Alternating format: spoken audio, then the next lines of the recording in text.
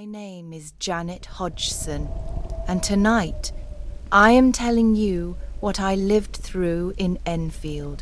This is not a legend, not a campfire tale. This is the memory I carry with me, the memory of the presence that entered our home and changed my life forever. Before everything happened, our life was ordinary. I lived with my mum, my brother, and my sister. We didn't have much, but we had routine, warmth, and the noise of a normal family. School in the day, laughter in the evenings, small arguments, quiet nights. Nothing about our life felt unusual. Nothing warned us that something was already watching, already waiting. It began so small that at first I tried to ignore it. A faint tapping sound, late at night, soft, rhythmic, like someone gently testing the walls. I told myself it was the house settling, pipes, old wood. But the sound returned the next night, and the next, always from the same place, always when the lights went out. Soon, it wasn't just sounds. Small things began to move. A toy, no longer where I left it. A chair, slightly turned away from the table. Little changes, easy to explain, or so I tried. But deep inside, I felt it. We were not alone anymore.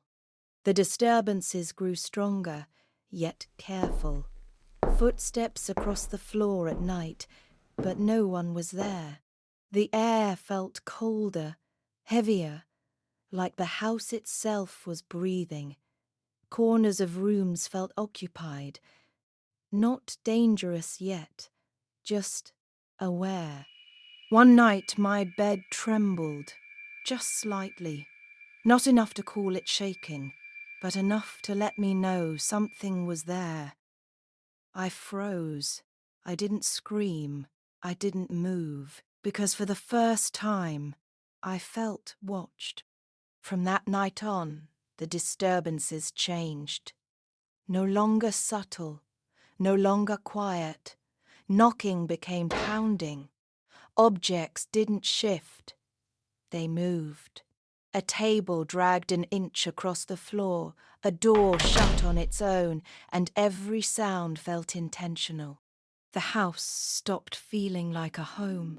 Certain rooms felt cold, even when the heater was on. Shadows stretched too far. Silence carried weight.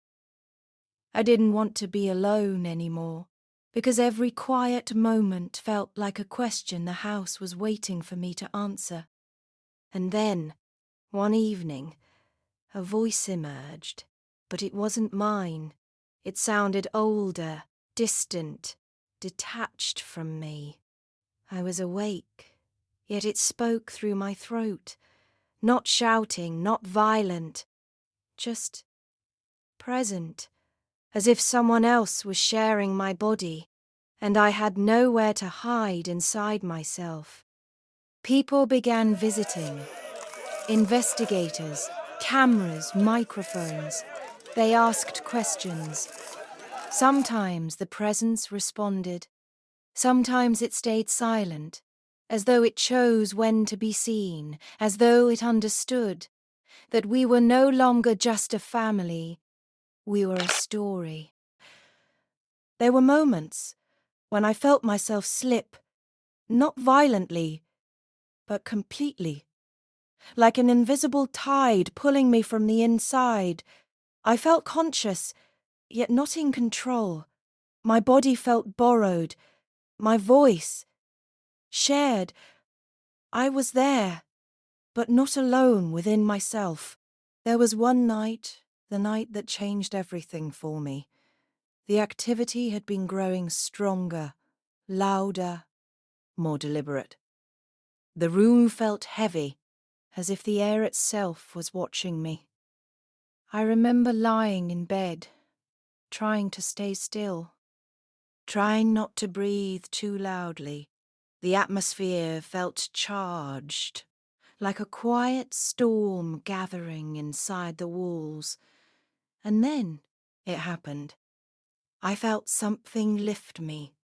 Not a push, not a pull, just rising.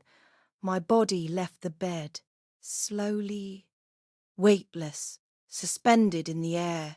I couldn't move. I couldn't scream. I could only feel the space between myself and the mattress growing wider, as if the room itself had taken hold of me. It didn't feel like flying. It felt like being claimed by something unseen. And in that moment, I realized the presence wasn't just in the house anymore. It was connected to me. After that night, nothing felt safe.